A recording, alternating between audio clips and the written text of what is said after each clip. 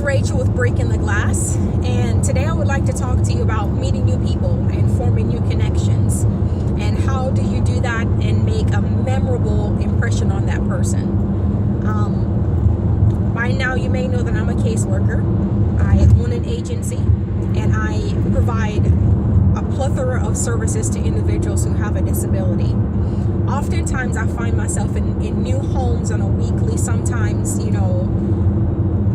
hourly basis. Some days I'm doing intake with 4 and 5 cases in a day.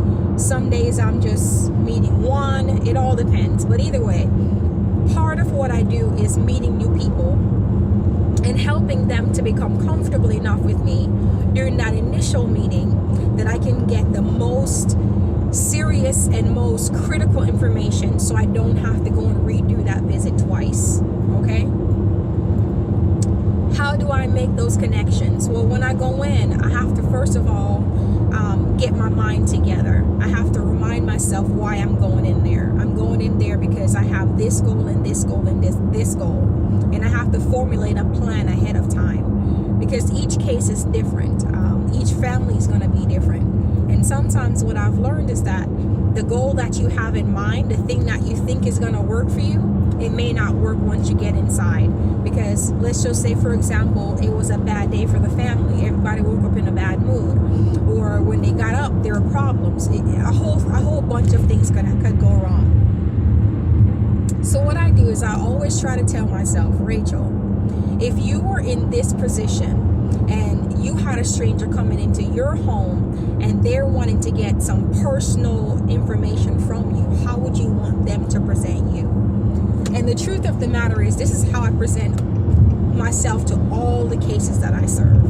I always start off by thinking, if the roles were reversed and you were coming into my home and you were trying to get some information from me to help one of my children, how would I want you to approach me?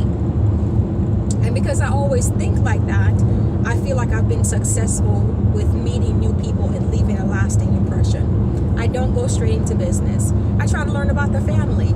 I look around their home to see things that them and myself may have in common. Small talk. Don't talk about the weather. Everybody talks about the weather. Don't do that. Talk about something else, Why did you paint your walls this color? I like the color.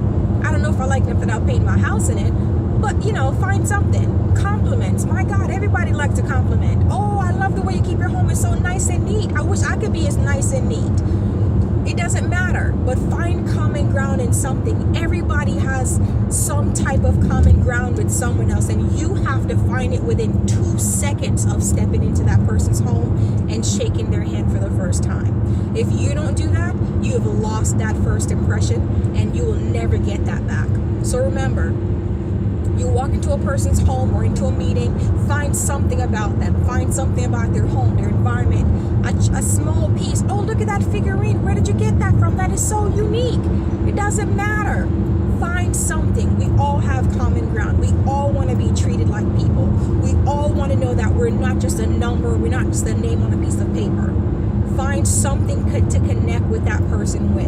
And before you leave, solidify the meeting. Just summarize everything that you did today and what the expectations are. Say to them, it was such a pleasure to meet you. This is what I'm taking away from the meeting.